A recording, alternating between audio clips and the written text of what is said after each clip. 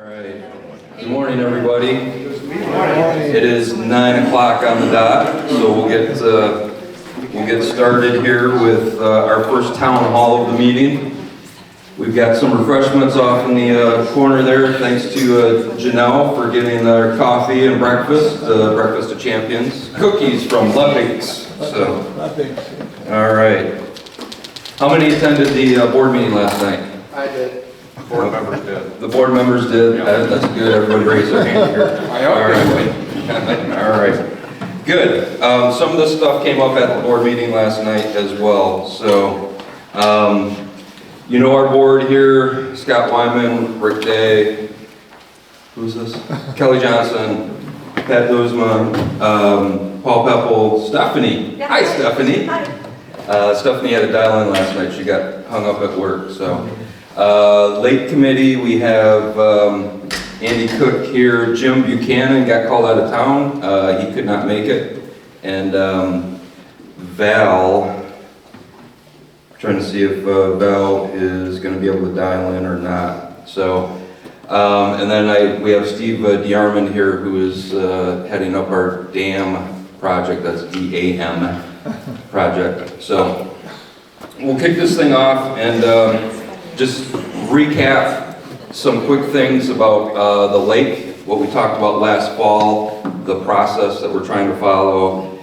We'll get into some short-term, mid-term, and long-term projects and goals that the Lake Committee has brought to the board that we want to try and establish here to protect our number one asset. And then we'll open it up for any questions that the members might have. So, sound like a plan? Yeah? You guys awake? Nope. Okay, all right. So let's go back to the process. So when we kicked this off last fall at the town hall meeting in September, we talked about the process. Our lake, as everybody can see as they drive across the dam there, they look at the spillway, and hey, if it's all the way up at the top, we're having a good day on the lake. If it's way down below that spillway, we're having a bad day on the lake. Well, you guys can see that fluctuation.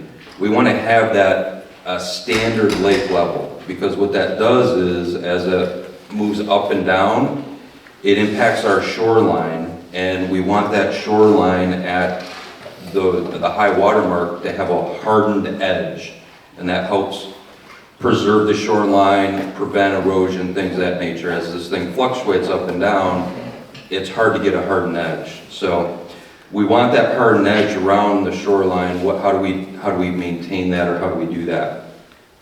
We've got projects out there, you know, riprap and things of that nature that we want to try and put around the lake. We had a conversation last night at the board. If you've taken your kids out to the beach and tried to do a, you know, sand castle out at Lake Michigan or whatever, you dig that hole, wave comes in and whoosh, it washes it all away. You take care of that shoreline to prevent the washing of the sand back into the lake and filling the lake. That's the first thing that we got to do. Riprap and other projects are slated for that.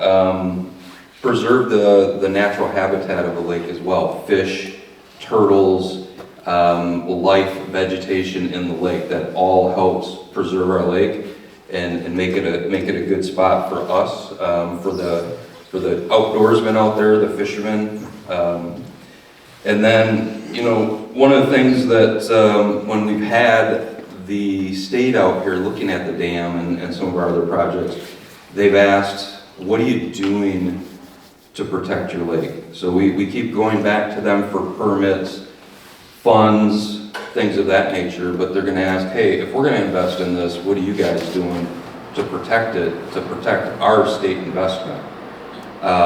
So, you know, we've got to talk about rule enforcement. We got to talk about boat capacity. There's some things that we'll get into on the short-term list here. Everybody wants to focus in on dredging. Phase 3, that's the mouth of our lake. Not a lot of people know that, but that's the mouth of our lake. That's the feeder to this beautiful lake out here. We've got to get a dredging project for that before we can get there. That's going to be a long-term project. We got to do the other stuff first, and we got to do it quickly, because as Mother Nature starts closing that mouth into our lake, it's a problem, because if it becomes closed, the state will say, too bad, or you're not ripping up a wetland. So we do have some emergent needs that we're trying to get to as quickly as possible. As we've seen on some of the projects, there's a lot of paperwork, a lot of hoops that we've got to go through to make certain that it's done properly and the state signs off on it. So, any questions on the process so far? Okay. Coffee over here if you guys need it. Short-term goals. So, what we talked about from a short-term standpoint, again, enforce our lake rules. That was one of them that we just put a JDI on it. Just do it. We've had many people come in and say boats on the lake, there's too many, they're too large, they're too fast.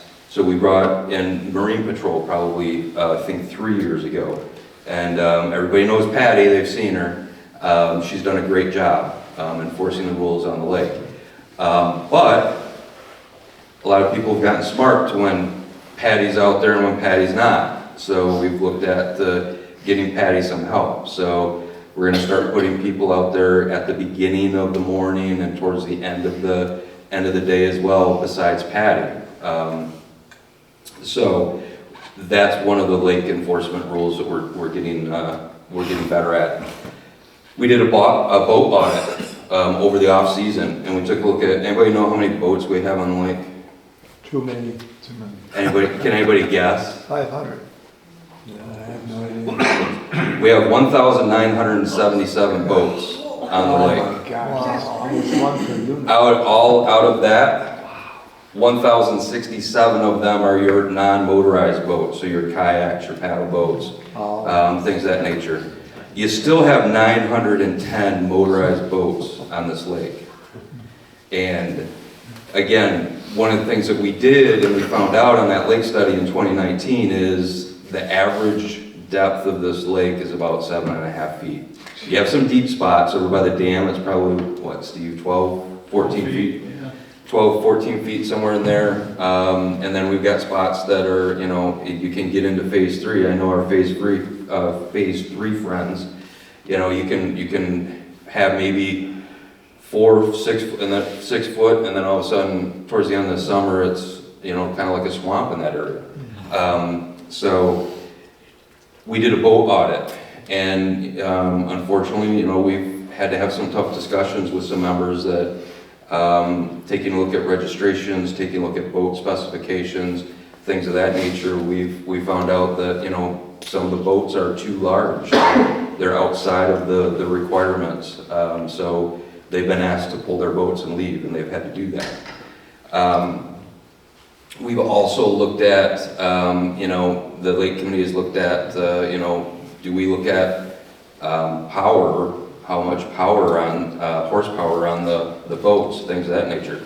Haven't made any rules yet, but we continue to look at these. These are things that we can do immediately. Staffing, we already talked about, that's done. Everybody like the little minions that we got that glow at night? Yeah, so those are supposed to go out May 21st, I believe, weather pending. So Lake Committee, again, is doing a great job with public safety. The minions will come out and get around the lake. The state loves that idea. We sent them pictures. And again, that's keeping the boats away from the shoreline, putting that safe area around there. So that's good.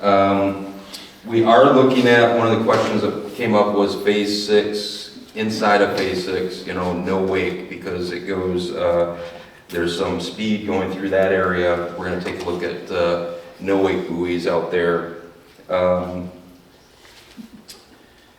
Boat stakes. Who has a boat stake here? Okay, all right. A lot has been done with boat stakes during the off season as well. Again, we've talked about it ad nauseum. That's probably during the season one of the biggest things that takes the energy out of our park inspector's office was boat stake disputes, boat stake locations. Hey, somebody's parking in the wrong spot. So during the off season, again, we did an audit. We do a lot of things in the off season. We did an audit on that, and we came up with anybody that's shown up so far this year. You have those metal poles. Those are boat stake locators. They have been cross-referenced with the GPS locations that are in the GPS unit, as well as the old maps, as well as Jim Buchanan, Steve Helmer, and Dave Hires have used tape measures. So we've kind of triple-checked these things. Those are the locators. They are what they are. We've had questions or comments. So-and-so told me 20 years ago that this is where I could park my boat, and okay, do you have any of that in writing? Because I wasn't here. No, but we were told these are the coordinates, these are the locations. Those boat stakes are there, those locators are there. If you're on a 10-foot, a standard 10-foot boat stake, you line your stake up, your 4x4 wooden pole right with that locator. That's where your locator is at. Fluctuation of the shoreline, again, the rule states you can be, 3 foot at the high water mark or 3 foot above the high water mark due to fluctuation of the water. If you have a 10-foot boat stake that has a left or right, your locator is the pole. You can go 3 feet to the left or 3 feet to the right. What we've seen is people have started to cascade and say, I'm going to go 5 foot. I'm going to go 6 feet. And then all of a sudden we got a stack up issue. Those poles are the locations of your boat stakes, and that's supposed to, and it will take the discussion of no discussion, that's where they go. They are getting labeled. Most of them should be labeled. The timing for that is, we put a June 1st date out there, but I know Jim and Steve and Dave are working tirelessly to try and get that done yet this week before the Memorial Weekend is out there, because we're going to have a ton of activity on the lake for Memorial Weekend. So we've talked about locators, we've talked about the labeling of them. Phase 2, so we'll get to the Phase 2 riprap, but there is a project in the Point Phase 2 that was highlighted as an erosion issue. That project is done, riprap is there. I want to say we lost probably 10 to 12 boat stakes in that area. And what I mean by lost is the stakes got ripped up to do that project. And because if you remember, there was a tree that fell down during the storm. Phase 2, please be patient with us. You guys are going to be the test case because, again, to protect that hardened edge and the shoreline, we're going to have to put riprap in almost all areas of the lake. So other boat stakes are going to run into this as well. We're coming up with a plan. It's probably going to result in members having to invest in some docks that are going to have to go there. Jim and Steve and Dave are still working on that. We're going to try and get to you guys as soon as we can. But be patient with us if you would please. A couple of other things that we've done with boat stakes. Boat stake waiting list. We've gone through that ad nauseum. We still have people that are on the waiting list from 2016, 2017. It's done. We've handed out all the open boat stakes. You may see some boat stakes around the park that don't have boats parked on them. That's on purpose. We're holding back some boat stakes because if you remember, we've talked about Phase 3 people already. Some of the Phase 3 boats that are in that area, as the water level goes down, they're the first one to get impacted. And I want to say it was my second year here.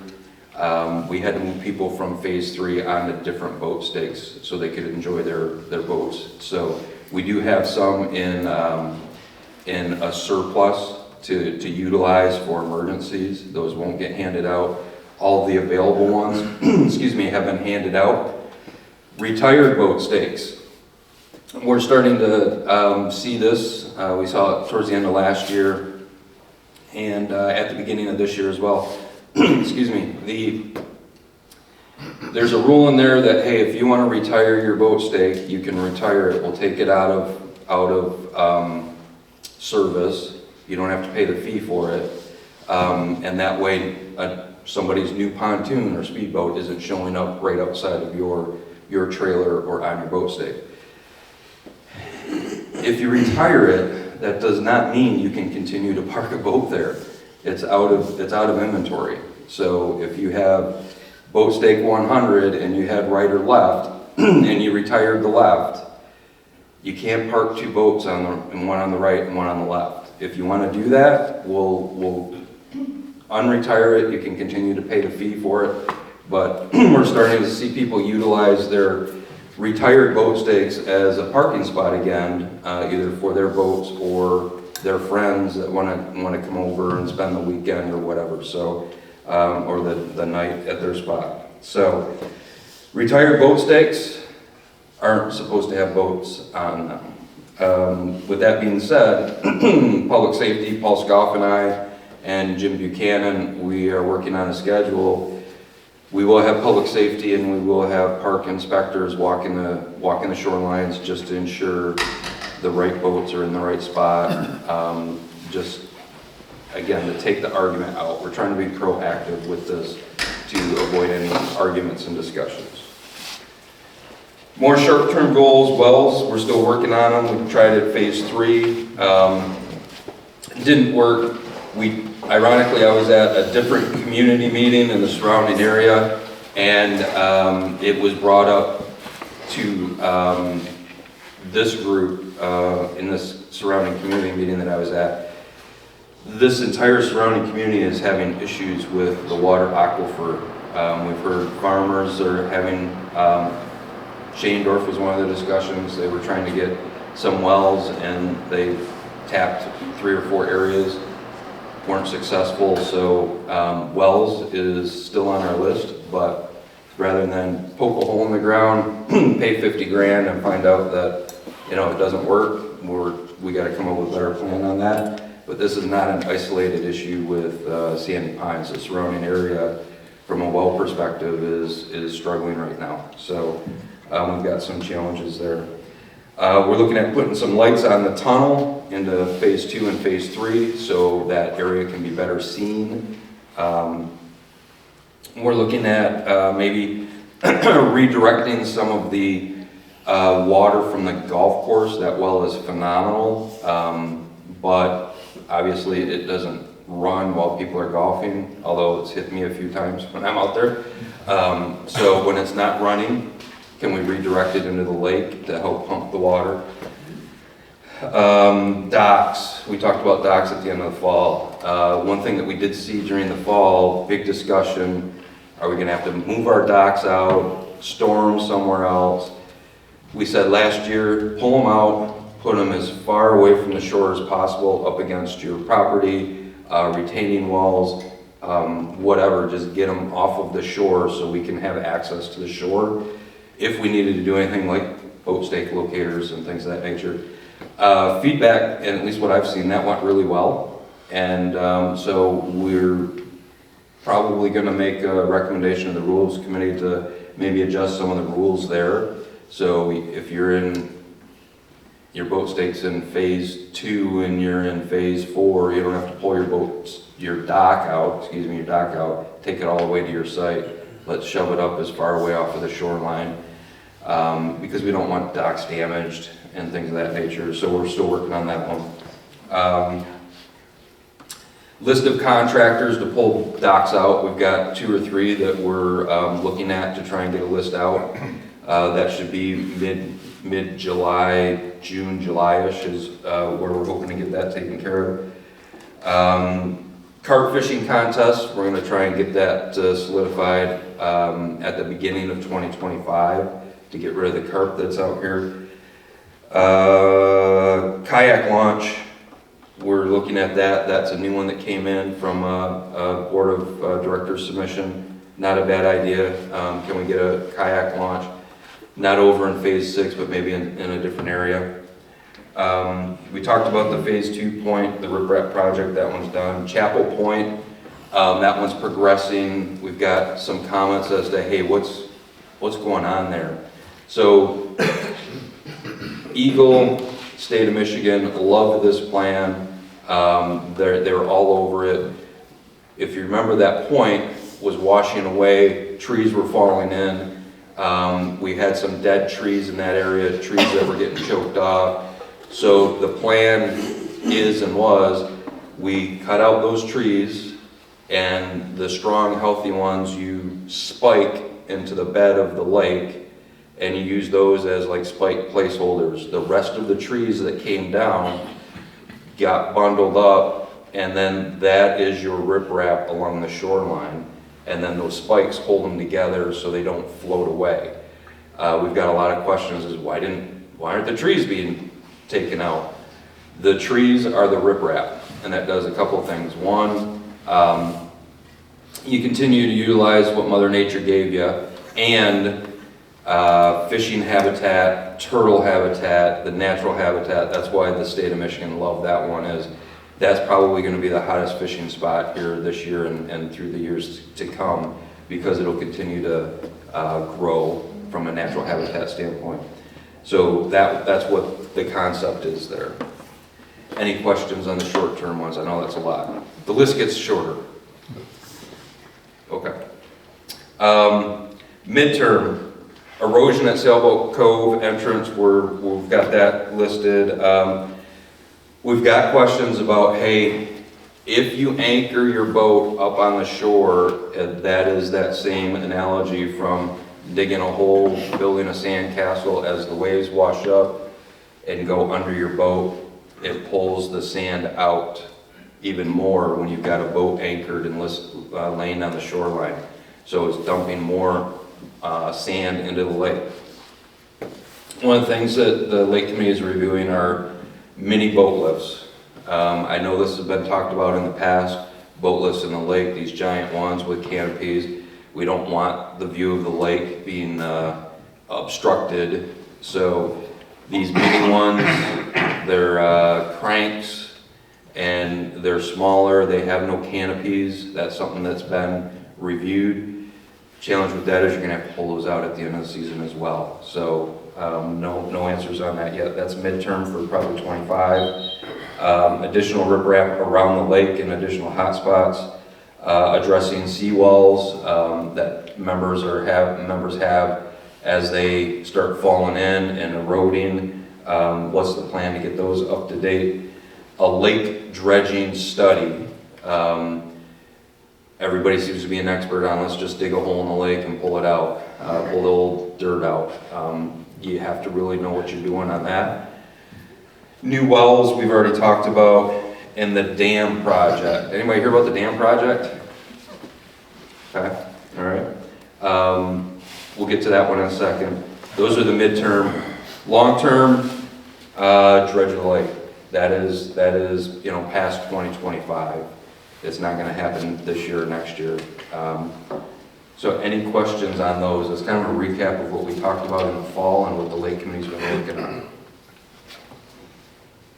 Okay.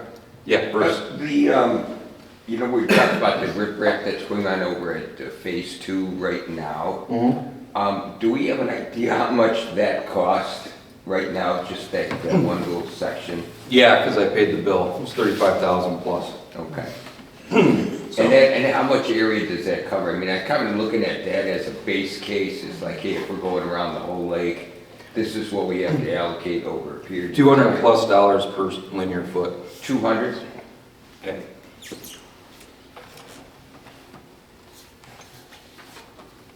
That's a great segue into some of the questions we got in the fall was, hey, boat stake funds, stickers, things of that nature, where's all that money going to? So again, as a reminder, we have two buckets. Capital bucket is any asset that we're putting in the community, whether it's a new FEMA shelter, the dam that we'll be working on, CCs, any kind of building, things of that nature, that's capital. So in 2022, excuse me, the Lake Committee put in front of the board, hey, can we allocate $250,000 in the capital fund to support preserving our number one asset?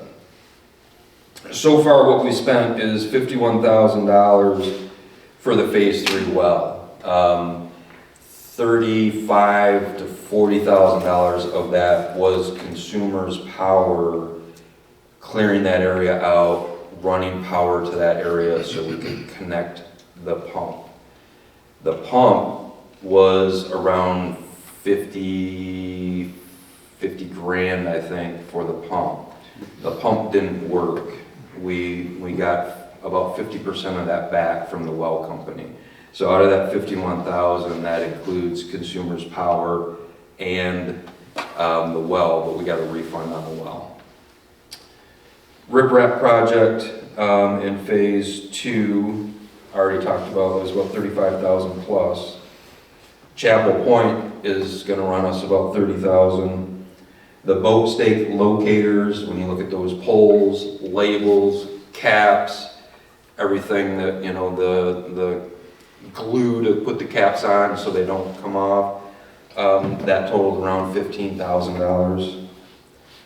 And engineering services for the dam, Steve has been doing a great job with the township, the community, the state, engineering. We've had probably, I don't know, Steve, I might 4 tabletop discussions and 4 reviews of designs. So those drawings and engineering services and time totaled about $44,000 right now, and that's still ongoing. So that leaves us out of that $250,000, $75,000 in the capital fund to hit the remaining short-term projects and midterm projects. And we're not going to take care of our dam at $75,000. So the operations portion of this, if you look at the financials, the operations portion of this, there's about $284,000 allocated through, you get that through the boat sticker income, boat stakes, things of that nature.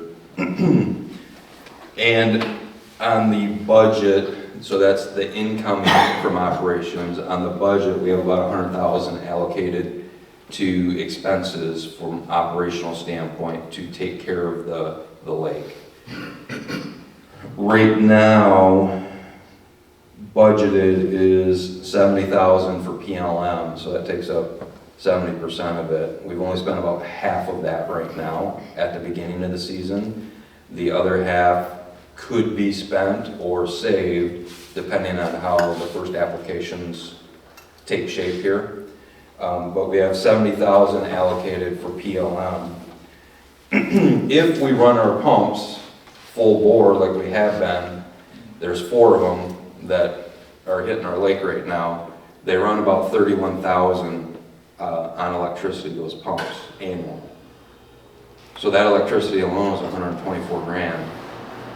So some of that is getting pulled out of, if you're doing the math, we have 284,000 incoming, we've only budgeted 100,000 outgoing, there's 184,000 left. That's overspending and paying for the electricity for the pumps, and that doesn't even include, we talked about a dredging study, things of that nature, that would come out of the operations budget. So we still have a little money in the operations budget. It just depends on how the season goes. The electricity and manpower, because our maintenance team does a great job with, you know, maintaining the pumps and things of that nature. You'll see some, you know, I don't want to get into Kimberly's realm because she's a lot better than I am, but, you know, you've got the maintenance wages, but how do you allocate that to, they were fixing pumps and things of that nature. So that's where you see some of that 180,000, 184,000 extra still on the budget in that lake development area. It's really kind of allocating for some of the other costs from other departments to fix specific lake issues. Does that make sense? Yeah, just so I'm clear, I'm writing this down, it was 124,000 for the electricity. Correct. Only for the lake. Correct. For Four the pumps, I'm sorry. yep, 4 pumps, For 4 pumps. 31,000 each. Okay. That's the annual that we've seen the last 3 years. Okay. All right. Any questions so far? All right. Let's talk about the dam project. December, Steve, is that when we noticed the piping? Yeah, mid-December of '23. Yeah, about mid-December 23. again, we are responsible for the dam, but we do maintenance on it. Every 3 years it gets reviewed by the Allegan County Drain Commissioner. I misstated in the fall, I think I said, because I went back and I watched the video. I said it got a B rating. There's no A, B, C, or D rating like back in the day in school. There's satisfactory, and then it goes from satisfactory all the way down to the worst is unsatisfactory, where it's an emergent need, you got to get something done with it. Notice the piping in mid-December brought it to the attention of the state and the county, immediately got engineers out there to take a look at it. Had a few meetings on that, and then the state came in and said, we're going to drop that rating from satisfactory to poor. So it's not an emergent need, it's something that we're going to have to monitor, but there is a leak, and piping is that tube that runs out from the lake to the other side towards 28th Street. The leaking is, or piping is along the outside of that corrugated tube. So Steve and team go down there, they monitor it 3-4 times a week. We send videos to the state, no change, no change, no change. So we're good, but we got to get it fixed. Steve and team has done Steve, team of one, has done a good job of getting a grant from the state of Michigan for that dam. If I understand the numbers correctly, the grant, the state is willing to put in over $700,000, and the park has to put in over $300,000. So we have $1 million to take care of that dam. Just went through the numbers with capital and operations. That $300,000 is nowhere in our budget. So we'll talk about that in a minute. But engineering estimates out of the gate was over $700,000 for that dam. And those engineering estimates were right around January, right, Steve? When Steve submitted the grant, January, those estimates. Well, as I stated earlier, we've had multiple rounds of engineering reviews, scope changes, things of that nature, so we anticipate this thing going up over $700,000. Do we see it at $1 million? Maybe, don't know yet. It's been approved, we're filling out the paperwork, we're in a bid schedule process because it is a public funds and public government entity. So right now, the bid package that we've got is, the drawings and engineering and everything started in May, and we'll be going through reviewing of the final design and bid package next week. Public notice is going out, has it gone out yet? Once he gets done with the design, which is going to be at a meeting on the 22nd, then that will be put out by the Drain Commission, which is the delegated authority over lake levels for Allegan County. So they'll post it, it'll go out for a few days, people have the opportunity to bid on it, we'll review the bids, and us, the Drain Commission, and the state, and go from there, and the engineers, and go from there. So the plan is to have a contractor awarded by the end of June, June 24th, excuse me, is what our timeline states. Yes. When you get money from the state, like $700,000, are you told what contractors to use? Yes and no. It's an open bid process, so that's a great question if you didn't hear that. If we get money from the state, are we forced to use their contractors? They gave us approved contractors that do this work. We don't want, if there's anybody out there named Bob, this is an example. I had an uncle Bob. Bob's construction company that doesn't know anything about doing any dam work. Bid on it, you're the lowest bid, let's go. They've given us approved contractors that do this. And then we also have a list from Allegan County, and then we know of some as well. So it's an open bid process, but they have to have knowledge in this area. They established the minimum qualifications, and then it's a, yeah. Yep. Good question. My name is Bob, and I have no construction. Thanks, Bob. What about Bob? So that process is gonna go, we're hoping to have a contractor on by the 24th. The big timeline constraint on this is that round corrugated pipe is gonna get replaced with a square boxed culvert. It's a pre-concrete fab culvert. Right now, timeline on that is, if we order it in June, we're not gonna see that. Actually, if we order it now, we're not gonna see that until probably the end of August. So the longer this thing drags out, now, there are some things that, we can rely on the state to say, hey, with these people that we're looking at this box culvert, it's on a dam and it's kind of urgent. Can you move that up? We haven't played that card yet, but if we go today, we're not gonna see that box culvert until the end of August.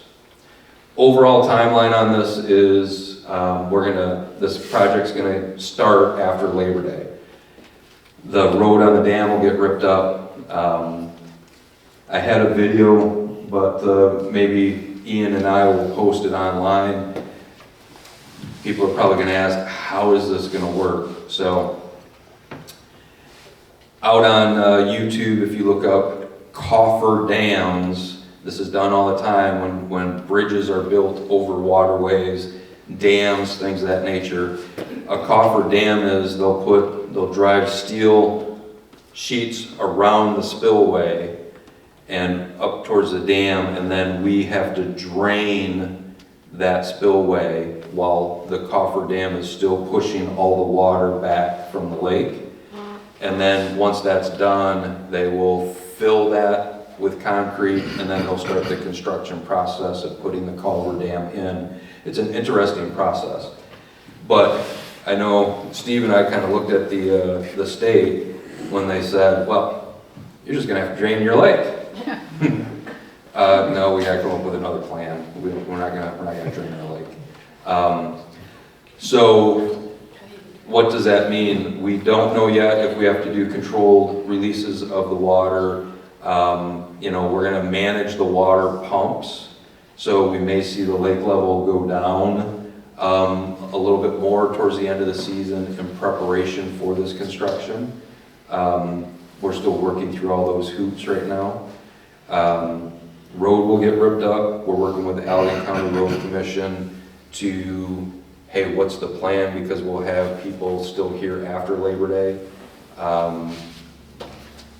Can we put golf carts on the road? How do we get from phase 4, 5, and 6, North Shore area, over to the other side of the park and vice versa? We'll get more details on that as we work through the plan. Any questions on that? Steve, did I miss anything? Anything that? You got it, pretty much got it. Jeff, Yes. at the time that we're going to do that project for the center culvert, is there a riprap integrated into that plan also? Yeah, good question. So we just talked about the overall plan is we've got to remove that culvert or that boxed, that corrugated pipe, replace it with that culvert. That's only part of the plan.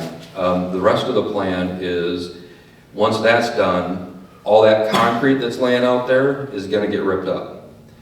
If you go to phase 2 point, I hate to do this to the phase 2 people and increase traffic, but if you go over to the phase 2 point, that's riprap, that project that they did a really nice job of, you're gonna see riprap all along that dam. So it's gonna start pretty close to the boat docks, and then go all the way over around to kind of where that beach is now, or that sandy area where you have boat stakes. That'll be riprap. That's going to absorb the waves from the boating activity. The other thing that's going to happen is, if you look at the designs when we put them out there, the shrubs are going to go away. They do not want shrubs, the sandy pine shrubs. They don't want any vegetation on the back side of that where the roots will bore down and basically create habitats for muskrats and rodents and things of that. I was told by my Spartan fans I can't use wolverines as rodents. The rodents in that area just weakens the backside of that dam. So the shrubs are going to go away. We are looking at some things, limestone, put standing pines out on the backside of that. Can we do it in limestone? Can we do it in some other kind of landscaping that's vegetation? Because vegetation does hold the backside of that dam. The challenge is when you get those big thick shrubs or trees, they go deeper down into the backside of that dam. They don't want that. And so we'll look at something to replace that with. The other thing that the engineers have talked about, we have a lot of parking on the backside of that dam after the boat launch. Trailers, trucks. You're not going to allow to park on that any longer. So one of the things that we are talking about is the tree area off to the left. Can we carve out a parking area for trucks and boat trailers that can drop and then park over there? We got to see how much space we can get. So there's going to be a change in that area. So yes, great question, Paul. That is the overall project. Replace that culvert, that corrugated tube with a culvert, riprap around it, resurface the road. Shrubs are going to go away, and then try and get a different area for boats and trucks and trailers to park. Will that be done this fall and then it's kind of done with Yep. that part? Yep. Plan is after Labor Day and by end of mid-November. November 25th, I think is what it's scheduled to be done now. Yep. So, yeah. Yep. I was going to say Turkey Day. So yeah, by Thanksgiving. So, all right. Any questions? Yes. We live along the channel. Anything about the erosion there, putting rock along that whole channel so we can eliminate our hills from falling away? Good question. So phase 2, and I skipped over that, I apologize. Phase 2 channel erosion in that area. We're still working with Eagle on a plan for that. Eagle has been diverted from some of our smaller projects to the dam project because they've ratcheted this one up. So I know Jim is still getting that one in front of them. No answers on that yet. We want to try and have some direction at the latest when we reconvene in the fall as far as what are we going to do in that area. So good question, thanks. Yes? If you look this way, you live right by the big power towers. Yep. And that beach has had a lot of erosion over the years. We built a wall 5 years ago, or my mom did. I just appreciate maintenance when they rake that beach there. I know it's not a public beach, but it's filled with rocks and it gets hard. So that's appreciated. We're still pulling nails and asphalt out of that water from the north building dump. It's getting less and less each year, and I am just concerned about that. Okay. That area, and we were a couple minutes late, I heard you talking about the edge around the lake. It's a very hard, there's no sand, there's sand on the beach, but in the water, we got a little bit up, I think, through the winter, and kind of came in where it blew in. But it's very hard and slippery. And any part of short-term or mid-term to bring sand in at some point to replenish that? Is that part of the dredge too, where you pump? So there's been a lot of, sand is bad. Anytime Eagle takes a look at, are you bringing sand in, it's just going to wash into the lake. They really want us to avoid putting any kind of sand along that shoreline. Probably in that area there, again, I know Jim has gone through with the lake committee and kind of highlighted what we think some of those hot spots are. A lot of this beach area, and again, just to clarify, because we get this a lot during the boat stake discussion, I'm not saying you guys are doing this, but during the boat stake discussion is, his boat stake is in my beach area. we have a North Shore beach, and then we have this beach here outside of the Phase 1 pavilion. Those are really the beaches that we have around the lake. Anything else that has problem areas with sand washing in, things like that, will be probably targeted for riprap projects. So a lot of that stuff will have to be evaluated by the lake committee and then EGLE with, hey, do we put riprap there? If not, what else do we do in that area? So this lake shoreline is gonna change if we really want to be serious about keeping our lake at a 10, 12-foot level so we can recreate on it and things of that nature, so it's not continuing to wash and fill in. So that's probably not the answer that you're looking for. No, it's scary, that sounds, I mean, I want to preserve the lake too. I wouldn't want to lose that access, public or otherwise, and a lot of people use that area. Right. It'd be a lot of beach loss for a lot of people. We've seen it, we've been here almost 30 years, and half of the beach is gone. Right. We thought our state would actually be out in the water, because that's where it used to be 20 years ago. Right.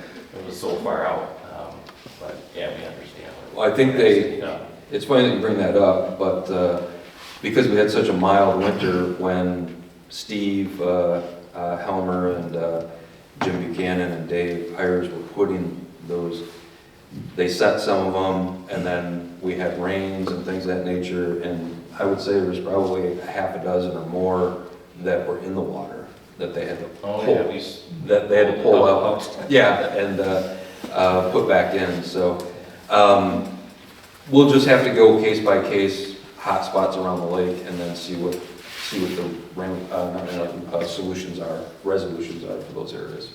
So one other thing I'd like to just re-mention that was mentioned prior to some of the good work being done was ballast used on the boats. Yep. And I think we just got to keep reiterating that, because I've seen them already out.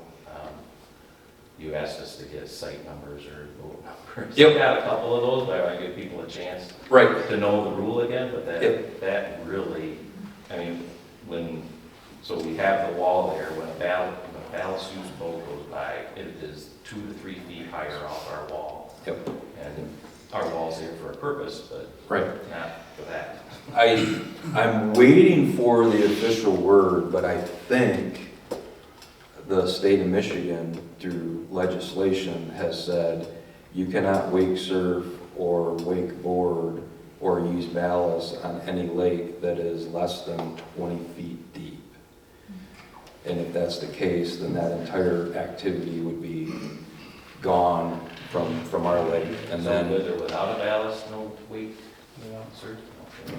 yeah, that's my understanding. So I've heard that. I haven't seen the official legislation and law. I haven't seen all the details, but if that's what the state has truly done, because smaller lakes like ours are seeing the same thing, and it's killing their lakes. So I know we've got the Val, who's leading the lake committee now, on that, as well as Jim, and hey, where's that legislation at? So, good question. Yes, sir. So I have a lake lot on that side of the lake as well. I'd like you to speak to the fact that there's a lot of those seawalls, and many of us are preparing to do work on the boardwalks on the seawalls. How do the changes affect what we want to do there? I've actually have a permit in, request in to get my boardwalk redone, and I've been calling every day asking for answers, and I can't get any answers on it. Okay. So what I can do is I can have Jim go out there and take a look at your specific permit and your specific project. I'll try and get a hold of him next week to head out there. Come see me after class, I'll get your site number down. And then any boardwalk, any retaining wall, anything of that nature, the state has said, I'm just gonna use simple math. If you have 10 boards in there and you replace one, that's a repair. You don't need a permit, you don't need to rip it all up and meet the state requirements. If you do 2 boards, that's over 10%, you need an Eagle permit for that, and you need to rip all that up, and they want to replace everything with riprap and metal docks. But If that's there's- below, That's the That's- front, is what they're referring to. He's talking about the top. You're talking the top? I'm talking just about the boardwalk. So how is it on top of the seawall? Yes. Yeah. Just What's like the, walkway. so The we'll, walkway. we'll have to go out there and take a look, because one of the things that might be going through Jim's head is, what's the status of your seawall? So, that's why Jim's the expert on it. So, okay. Can I bounce off that real quick? Sure. You had touched base on this briefly, like seawalls falling in, and I was assuming based on that comment, if a seawall gave way, obviously the plan is to restore with riprap. Do you foresee any plan in the future where you're gonna have to tell members, hey, at this point, even if your seawall is good, we've gotten to a point where we need to rip out all the seawalls and replace them all with riprap at this point? I hope that that's not the case. We're trying to avoid that. The indications that we've gotten from Eagle and our communications on this stuff has been, if it's in good standing, then there's no need to rip it out. If it starts falling apart, you know, if your neighbor starts falling apart, they have to replace it, they're gonna have to replace it with riprap. If yours is still solid for another 10 years, we're trying to avoid everybody ripping everything out and then putting riprap around. Gotcha. And then when riprap is put in, do you know if there's still a possibility to have a walkway on top of that in some way, shape, or form? I don't have an answer for that one right now. Good question. And I'd encourage that too, if you're gonna lose all that beach and you can't get into the water from the beach, that really changes the benefit of the beach. Even though you have a lake in front of you, if you've got rock to climb over, it's not gonna happen, so. That's disappointing. Right. I'm not, Like a little walkway or right, something. no, that's fine, I understand. I'm not trying to be adversarial, I'm just giving you some insights in our conversations with Eagle. It's not a beach. That's how Eagle looks at that. If it's a beach, then we need water testing samples, we need all the beach requirements to say it's a beach, and then everybody around here that says they have a beach will have to incur those costs. And so that's Eagle's perspective, but we understand what you guys are saying as well. You're on the water for a reason and you'd like to enjoy it, right? We get that. So we're trying to work around some of those or work with Eagle to accommodate everybody. Sometimes it's challenging. This is probably not a popular question or addressing. We've added up all of these things, talking about riprap here, the dam project overall. Has there ever been a discussion about a special assessment that could be addressed to the commit, or not the committee, but let's say to the members, outlining everything and the cost, and this is what we are, pencil and paper, here's a timeline, you know, what we think is gonna happen. Right. No, good question. So we are getting there. I'm just transparent. That was brought up in the fall meeting as well. You know, hey, if it's our number one asset, everybody uses it. What about an all-encompassing assessment? Again, full transparency, we will probably see an assessment to pay for the dam. We're on the hook for about $362,000 of that. And, you know, I went through the numbers. We have $75,000 left in the capital budget, and that's gonna get eaten away on some of these other projects. So there's probably gonna be an assessment. It's not gonna be a popular answer, but it's not gonna be a vote because the government is, am I running out? Thanks. Thanks, Ian. So it's not going to be a popular answer, but the state has said you're going to do this. We're we're taking state funds, our bylaws state, it'll be an assessment to the membership. So that's gonna be assessment one to pay for the dam, and then we're gonna have to see what the number is, where the hot spots are at, what's that cost, because that was one of the things that was brought up last year is, hey, we are open to an assessment is what we heard in the fall, but what's the number? We don't have the number yet. Yeah, I mean, it's all, besides the riprap, if you're talking about, dredging down the road, that kind of thing. If we roll all that into one assessment and say, hey, here's what it is, I think that it might be more, what's the word? Palatable? Yeah, something that's like, well, this is what's gonna happen, here's the timeline, here's what we're shooting for. Agreed. You need to keep the, the members involved and, Agreed. up to date. And that's what we're trying to do with a lot of these town halls on these specific topics. So we just don't have all the data yet to come to you and say, we're gonna do a 10-year assessment, we're gonna do a 5-year assessment, we're gonna do a 2-year assessment for all of the shoreline projects. We don't have the number yet. So we're working on it. You got a question behind Bruce? Yeah. I'm on the water just in this area right here on phase 1. And I was cleaning up my beach yesterday, and it is nasty. What do you call that green slimy stuff in the water? Okay. The green slimy stuff, I haven't seen that yet. Yeah, right along this whole phase right here. Okay, all right. That's the first time I've seen Stephanie it. go out and take a look at Look. it. You guys got it too? Yeah, it's nasty. That's the slippery substance on this. I didn't want to walk in it to put my dock in it. It's bad.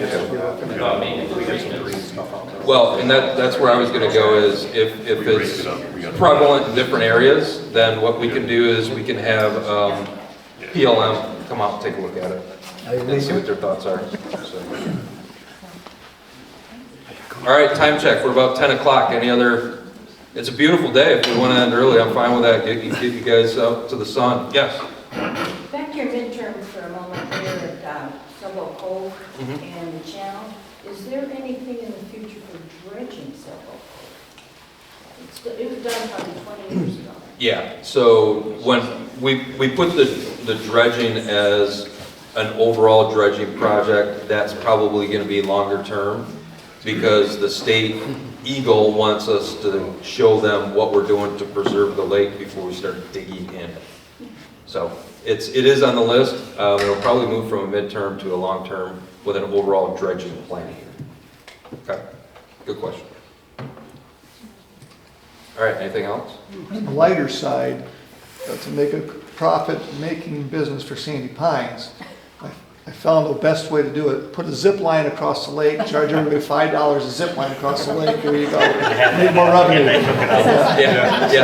Two things on that. They had it in Allegan. They took it out. I think we had a zip line at the ropes course, if I remember correctly. And our insurance company said, no. So, Yeah, only if we could click a button and it released halfway across the board, and then we might consider it, so depending on. Remember, folks. Yeah, exactly. Right. Yeah. Is there anything else besides riprap that you can do to stop erosion? I know we mentioned something about having, some of the trees that are out there. Is there anything outside of riprap where it's like it's riprap or nothing? There are some other things that we've been talking to Eagle with, other alternatives.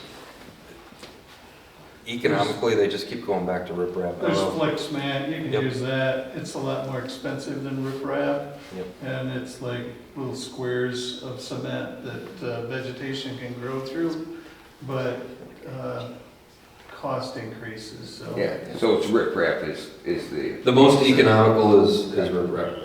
Yeah. So, all right. Motion to adjourn? Second. All right. Thanks for coming in. Good questions. You guys have a blessed weekend. Thank you.